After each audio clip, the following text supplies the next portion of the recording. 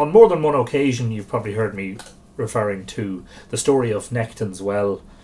This is a story about how Bóinn approached the well against the, I suppose, the wishes of her husband Nechtain, or against the law which stated that only Nechtain and his cupbearers could approach the well.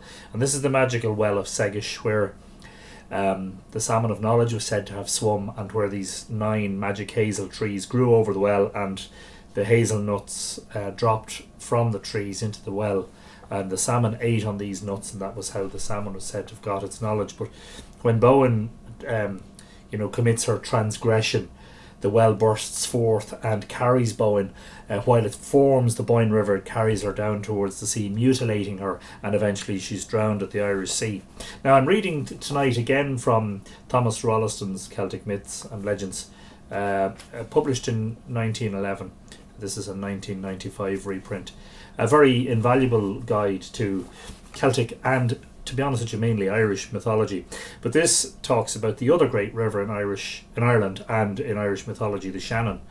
And it's called Sinend and the Well of Knowledge. And there are huge similarities between this story and the story of the Well of Segais and Nechtain's well. There is a singular myth which, while intended to account for the name of the river Shannon, expresses the Celtic veneration for poetry and science, combined with the warning that they may not be approached without danger. The goddess Sinend, it was said, daughter of Lodan, son of Lear, went to a certain well named Connla's well, which is under the sea, i.e. in the land of youth in fairyland. That is a well, says the bardic narrative, at which are the hazels of wisdom and inspirations, that is, the hazels of the science of poetry, and in the same hour their fruit and the blossom of their foliage break forth, and then fall upon the well in the same shower, which raises upon the water a royal surge of purple. And of course purple is a colour throughout history that's been associated with royalty.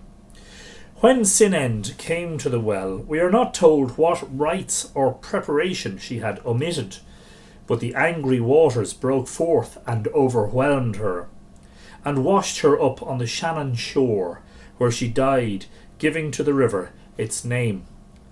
This myth of the hazels of inspiration and knowledge, and their association with the springing water, runs through all Irish legend, and has been finely treated by a living Irish poet, Mr. G.W. Russell, and of course Rolliston is referring here to George William Russell, otherwise known as A.E., who of course in 1911 was very much alive, in the following verses.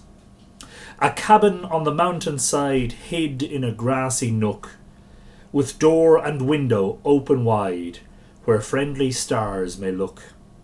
The rabbit shy may patter in, the winds may enter free, who roam around the mountain throne in living ecstasy. And when the sun sets dimmed in eve and purple fills the air, I think the sacred hazel tree is dropping berries there. From starry fruitage waved aloft where Connla's well o'erflows, for sure the immortal waters run through every wind that blows. I think when night towers up aloft and shakes the trembling dew, how every high and lonely thought that thrills my spirit through is but a shining berry dropped down through the purple air, and from the magic tree of life the fruit falls everywhere.